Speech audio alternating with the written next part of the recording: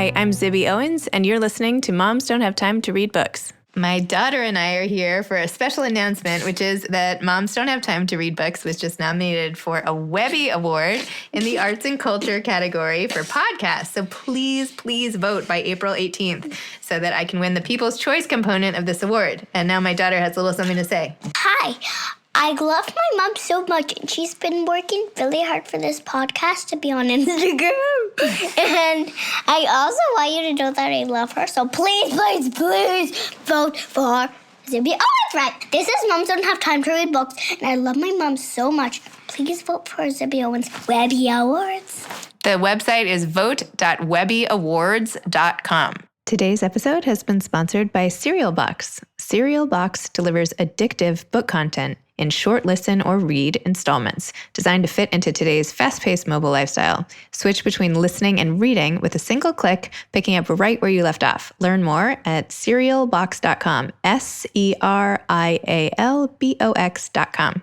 I am so excited to be interviewing Celeste Ng. Celeste is the author of bestselling novels Little Fires Everywhere and Everything I Never Told You, which were #1 and #2 Amazon bestsellers. A graduate of Harvard University, Celeste received her MFA from the University of Michigan. She's the recipient of the Pushcart Prize, a fellowship from the National Endowment of the Arts, the Massachusetts Book Award, the Asian Pacific American Award for Literature, the ALA's Alex Award, and the Medici Book Prize. Native of Pittsburgh, Pennsylvania, and Shaker Heights, Ohio, she currently lives in Boston. Hi, Celeste. Thanks so much for coming on Moms Don't Have Time to Read Books. Thank you so much for having me. I remember meeting you. I don't know if you remember, I came to a literary affairs event in Beverly Hills maybe 2 years ago, a year ago. I do remember that event because it was one of the most fun events that I've done. So it was really memorable. Oh, well, it was great. I remember making sure I was in LA so I could meet you. So now it's such a pleasure to be able to interview you on Skype like this. Well, thank you so much for taking the time. Of course. So lots of questions. I have so much I want to know. First, can we talk about Everything I Never Told You, your first novel? Sure. Okay. You open the novel with this sentence: Lydia is dead, but they don't know this yet. You then go on to illustrate the havoc that this death wreaks, obviously, on the family, the mom, Marilyn, the dad, James, siblings, Hannah and Nate, when the 16-year-old in the family dies. So what gave you the idea to write this book? And how were you able, do you think, to so authentically represent this horrific life experience in their family? Well, the seed of Everything I Never Told You came from a story that my husband told me, just offhand, a little anecdote from his childhood, that he'd had a friend and they had a pond in their backyard. And at some point, his friend, was a little kid, pushed his younger sister into the lake. And she was fine. They pulled her out. Friend got in trouble. Everyone was good. But I for some reason, this stuck in my head, and I kept thinking, what was that relationship like between this brother and sister before he decided to push her in? Were they just kids playing around, or was there something more there? This is the writer's mindset. We're always looking for drama. And then I sort of thought, well, what was that relationship like afterwards? Did she hold that over her brother for the rest of his life? It got my mind kind of imagining. And of course, the book ended up going in a completely different direction than the real life story did. I started thinking a lot about what happens to families when there's sort of a favorite in the family, and what happens when that sort of center of gravity of the family is like taken away, how the rest of the family kind of copes and how the shape of the family changes. And I thought a lot about sort of loss and family relationships that I'd seen, or, my own family dynamics, which, the book's not based on them, but what would it be like to lose someone who was sort of the center of your world? And that's kind of how the story came about. Interesting. And in terms of the family relationships, I know it wasn't based on your family, but the mom, Marilyn, I know you've written about in this New York Times article that was so great about how, your mom loved her Betty Crocker cookbook and yet was this brilliant scientist working in the lab, killing rats during the day, and sort of the juxtaposition of those two parts of her identity. And of course, there's a cookbook that plays a prominent role in your stories.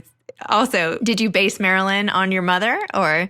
I didn't. I'm really fortunate in that my mom is sort of a great role model for me, and that in a lot of ways she's the opposite of Marilyn. And so I guess Marilyn is sort of what maybe if my mom had not been as fortunate as she was and had not made the choices that she had made, someone like my mom, who had, all this talent and ambition, but didn't get a chance to exercise it, could have maybe ended up the way that Marilyn is. She's had these dreams and she's frustrated in the novel. And that really kind of is one of the roots of the problems in her family.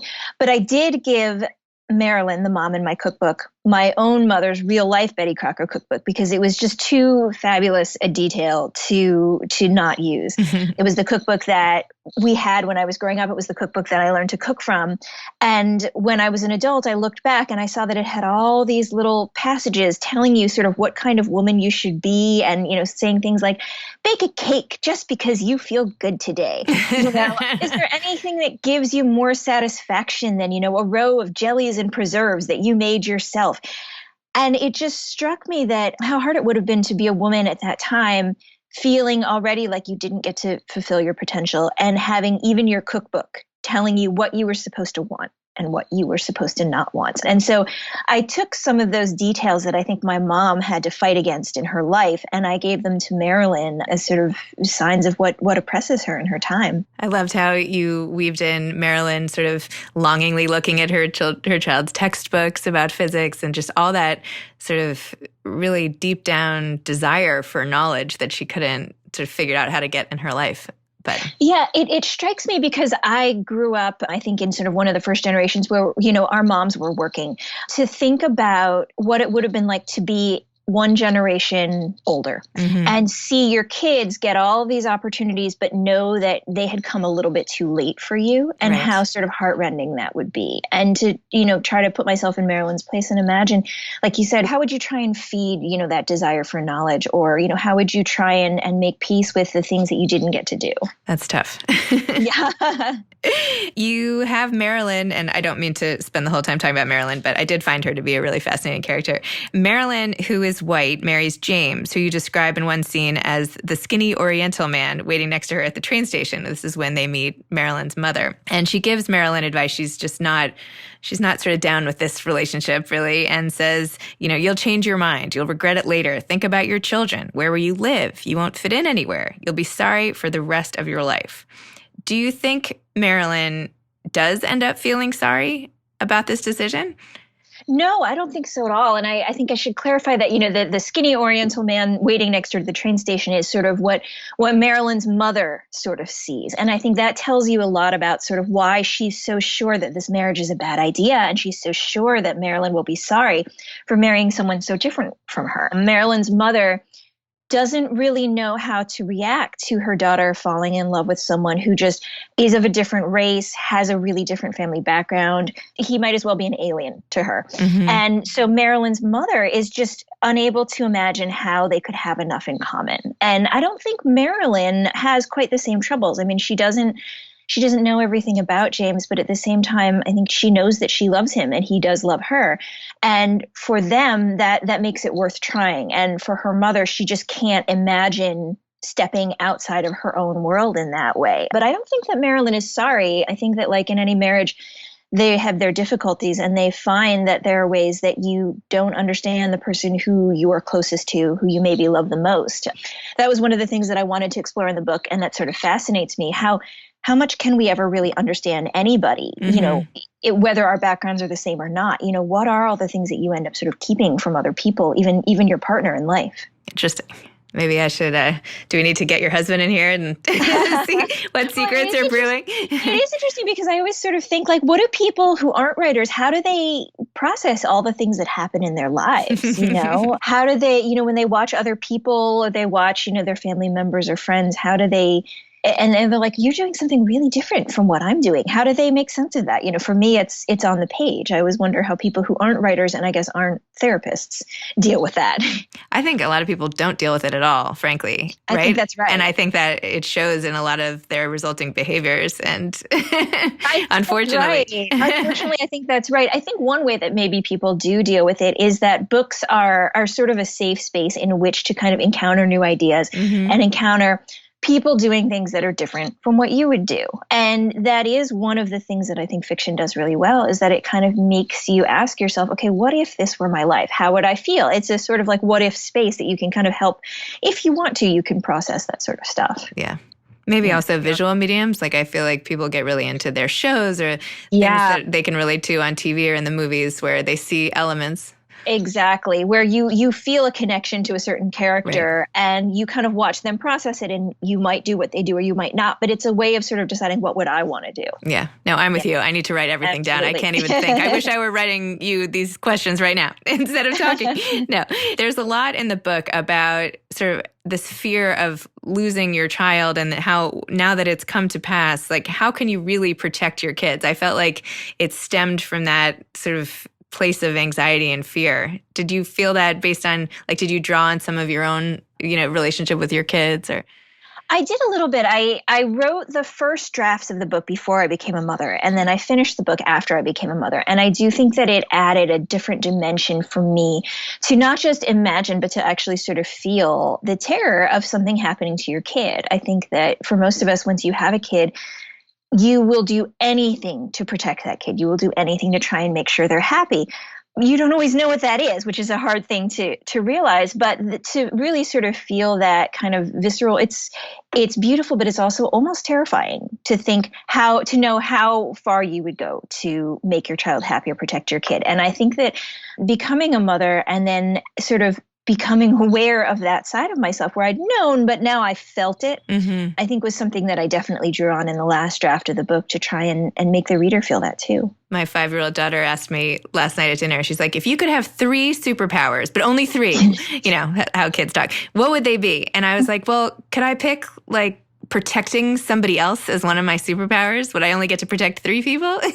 Yeah. Like I have 4 kids. Which kid would I not protect with my? That's right. Which kid do you think is okay to go on their Exactly. own? It's so funny. But it's true. I mean, I think we don't realize sort of what that feeling is like when you're a kid. You don't sort of realize sort of all the things that your parents are doing, even the things that maybe drive you crazy or the things that feel to you like oppression are often coming out of a place of love. And I think being on the other side of that relationship, so to speak, kind of opened that up for me. Yeah. I try to tell them sometimes, I'm doing this because I love you. And they're like, whatever. They're like, whatever. If you love me, why are you making me eat this broccoli? Yeah. It's that sort of thing. If you love me, you'd give me screen time more often. So exactly. If you love me, you would buy me this ice cream. Exactly. And I think that's it. You can know that at a certain point. And then I think that at a certain point, you maybe switch from knowing it to actually feeling it. Yes. And it's a big shift. Totally. I feel like you also deal with losing, a mother's loss, that same kind of feeling and issue a lot in Little Fires Everywhere. You have the loss between Izzy and Mrs. Richardson. You have the McCulloch's loss, Baby's loss, Lexi's, I might be mispronouncing these. So I felt like it was another vehicle you used to sort of illustrate this. How did you come up with the idea for Little Fires Everywhere? And was that one of the central themes you wanted to tackle? Yeah, one of the interesting things I'm learning about writing another book, and now as I work on my third, is you start to learn all of your own obsessions that you maybe weren't aware of. The idea for Little Fires Everywhere really came from wanting to write about my hometown. I grew up in Shaker Heights, which is where the book is based.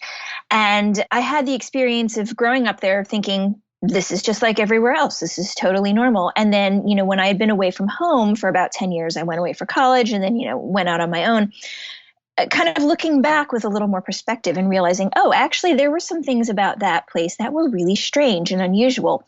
And then there were also things about it that were really wonderful that I did not recognize and appreciate when I was living there. You get both sides of that. And so I really wanted to write about this community that was wonderful and a great place to grow up, but also infuriating in other ways and had all of these complexities. And so I made this family that would sort of embody that city. That was the Richardsons. The sort of archetypal perfect family that follows the rules, picture perfect. And then I introduced this other family, Mia Warren and her daughter Pearl, who were kind of the opposite of that. And so when you put those two elements together, the story happens.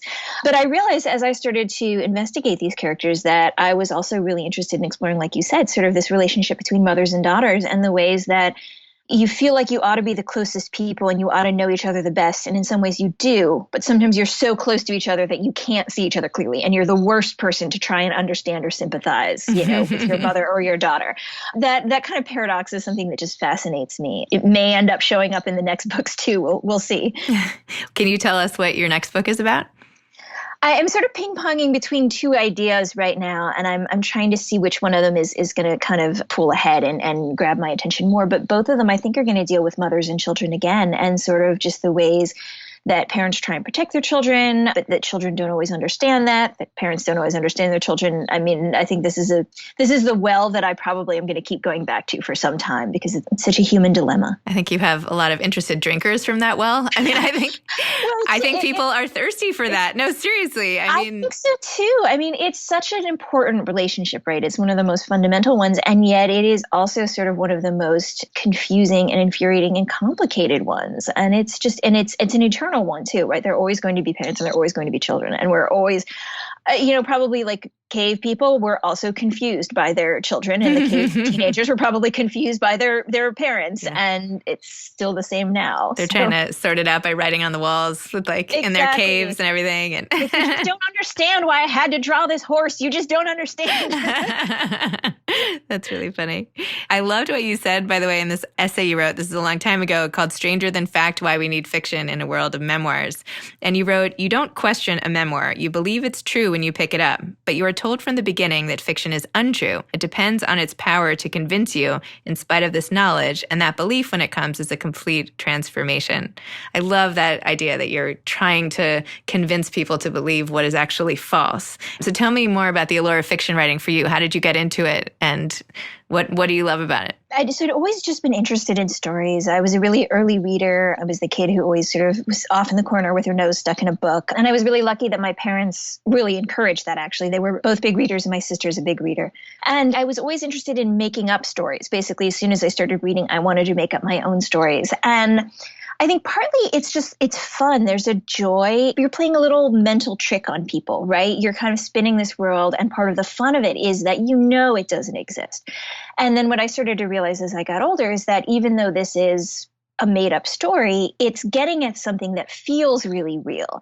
And like I was saying, for me, that's a way of processing the world. I have a good friend who's also a writer, and she refers to fiction writing as life editing, because she says that in life, events don't happen neatly. You don't always know why it happens. There's not always a clear reason. There's not always a clear lesson. But in fiction, you can kind of rearrange things to make sense out of what happens to you in the world. And I think that's a really human instinct, that we try and understand the world through narrative. So if something happens to you, especially something terrible, someone dies, you go, well, why did this happen? And if you can understand what the cause and effect were, you at least have an understanding, right? There's a reason that it happened. You can learn something from it. Otherwise, life just feels really random. And so I think for me, one of the joys of fiction is that you can kind of arrange things in life, and you can kind of look at life and make a story out of it and find some meaning in it in a way that as it's happening, it's not always clear what's going on or what you're supposed to take from this. And in fiction, you can do that. Mm-hmm. And it's a really powerful sort of thing. And what's your process like once you get the germ of an idea for a story? I tend to really start writing from things that I don't understand. So what usually draws me into a story is when someone is doing something and I don't understand how they became this person or why they would think this was a good idea.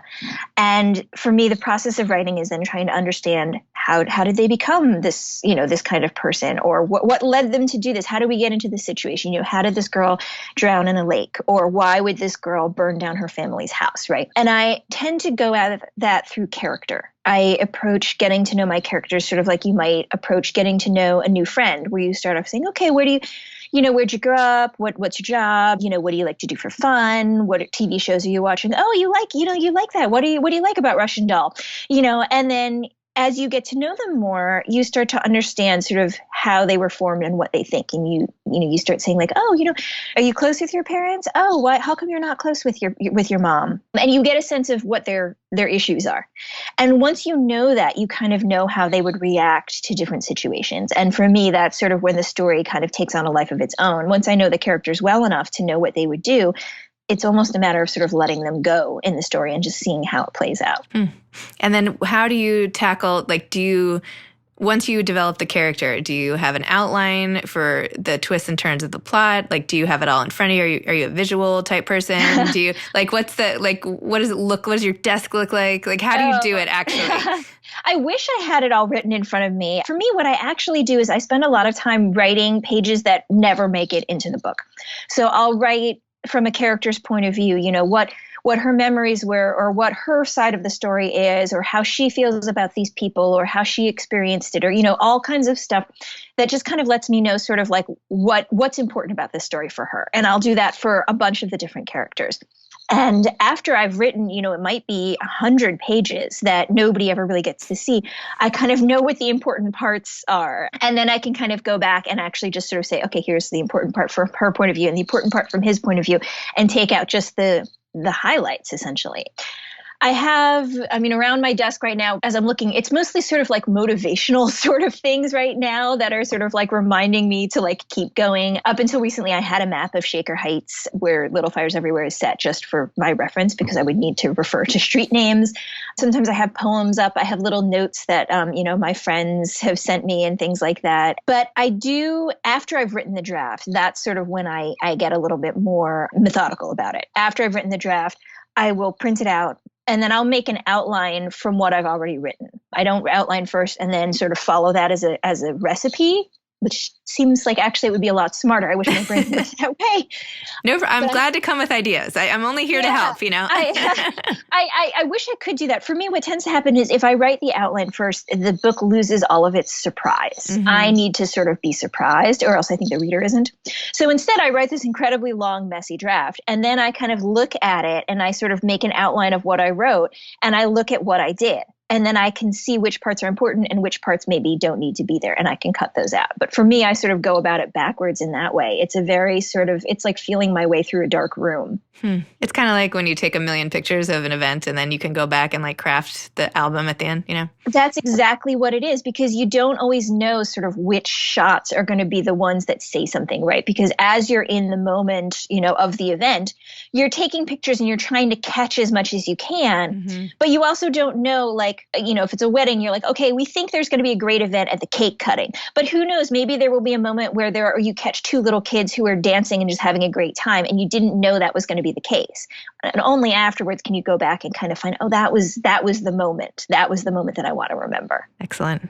So you were in an MFA program. What did you take away that maybe you've used to help you write these books, if anything? Hopefully something, but yes, I got a lot from my MFA program. I think it's not for everybody, but for me, it was really helpful. One of the really big things was just taking my writing seriously. It was the first time that anybody had ever really said to me, hey, we think what you're doing is important. We think you should keep doing it. We're going to give you time and resources to let you work on that. That was a really big thing psychologically for me, because before that, I had always sort of thought writing was just this weird hobby that was on the side, and it wasn't possible to do that as a job, and it was maybe even like a waste of time. Mm-hmm. So that was a really big thing. I think another thing that I really got from it was finding a group of writers who are good readers for my work and who are now like lifelong friends, but also we read each other's stories and we can give each other sort of feedback. And I learned how to listen to those people. And when they say, I don't understand what's happening, or why does she do this? It's hard to take criticism, especially early on, but when it's somebody who understands your work and loves it, they make the stories better. And, it was a really good experience to learn sort of how to take other people's feedback and work it into my own work. You don't have to do it alone. And you said you had motivational stickers, motivational notes on your desk. Do you find it hard to keep going sometimes? Like, is it hard? Like, I imagine, it's a solitary endeavor, right? You go about it your own way. It is. It's really hard because, most of the time I'm sitting alone in my office and I'm working on this thing and I hope someone will read it and I hope it will mean something to them. But for a long time, it's just me and these people that I made up in my head. And so I definitely still have moments, even now, where I'm like, oh, God, I cannot do this. I need to go and get an actual job, except that I have no actual skills. Like, I'm a terrible waitress. Like, I have no other, I would not be able to make it through med school. Like, I have no marketable skills.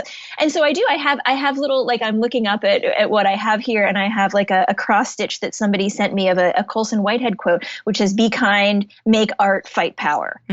Just sort of reminders that, like, this thing that feels like a sort of crazy, ridiculous endeavor is actually worth doing, that it actually maybe will mean something to people, that it's not just me wasting my time and everybody else's by, spinning fairy tales, but that it hopefully can, open something up for people in some way, that it can give them new ideas or can ask them questions that are important. That's the goal for me. Well, I feel like you achieved the goal. And I mean, your books have been like #1 and #2 Amazon bestsellers. Like, you've had so many prizes and success. How does it feel to go from like, sitting in your office to then going all over the country on tour and having people from everywhere talking about what's like so private in your mind now? I mean, it's very surreal because honestly, I'm still sitting here in my office by myself, right? I'm still me, and I still, I write things and I still go, is anyone going to want to read this? It's not a given. But it's also been really gratifying and really honestly humbling when I hear from readers, when I go to a book event or I get an email from a reader or a letter where they say that this book meant something to them, that it reflected something of their lives back to them, or it illuminated something about their families or their friends or their children. It's really powerful. And like I said, it's really humbling to have somebody say, you know what, this made me think about my relationship with my mom in a different way, or this made me think about how I want to raise my kids. What is it that I think is important? Like, it made me start asking myself those questions. That's maybe the best compliment that a writer could ever have, I think. And are either of these being made into TV or movies, or? They are. They're both being adapted for film, actually. Everything I Never Told You is being adapted into a feature film. Julia Roberts is attached to star as Marilyn. Wow. Really excited. I'm learning about the film process that it's just a very long and complicated process. It involves a lot of moving pieces, but I'm really hopeful that that'll come together. And I'm thrilled that somebody that I admire greatly also wants to kind of bring this to a new adaptation. And Little Fires Everywhere is being adapted as a limited TV series by Reese Witherspoon and Kerry Washington. Reese Witherspoon is going to star as Elena Richardson, and Kerry Washington is going to star as Mia Warren. And so I think they've just moved into production as of right now. So they've got the scripts. I've gotten to see the scripts, and I think they're doing an amazing job. It's really faithful to the characters and the spirit of the book, but it's adding some new things for TV. So even people who've read the book before hopefully will see a new sort of spin on the TV show. It's like a cover of a song that you have. You're like, song, but there's something new. This is cool. So I'm really excited. I've been really fortunate that all the people that I've been working with on both these projects seem to get the heart of the books. And so I think they're doing an amazing job. Oh my gosh. I can't wait to watch them both. Congratulations. That's awesome. So just to close, what advice do you have to aspiring writers? I would say read a lot. It's such a cliche, but it's really true. I think that that's sort of how you figure out what stories are important to you. You read a lot. Even if you don't think you're going to like it, try it out. If you don't like it, it's like a new food. Take a taste. If you don't like it, you don't have to eat the rest. And then write a lot. Try just writing a lot of the different styles, a lot of different forms, because that's how you figure out what your voice is. And write the things that scare you, write the things that obsess you, write the things that just sort of bewilder you, because I think those are the stories that you need to write. I mean, those are the stories that only you can write. Amazing. Well, thank you so much. I could talk to you all day, but I don't want to take more of your time. Good luck with the writing the rest of today. And thank you. I'll be thinking of you there at your desk. Thank you. Really. Thank you so much for taking the time. Of course. Thank you. Take care. Today's episode was sponsored by Cereal Box, SERIALBOX.com, cerealbox.com, delivering addictive book content in short listen or read installments. Thanks to Ryan and Steve at Texture Sound for the audio editing and mixing. Thanks for listening to Moms Don't Have Time to Read Books.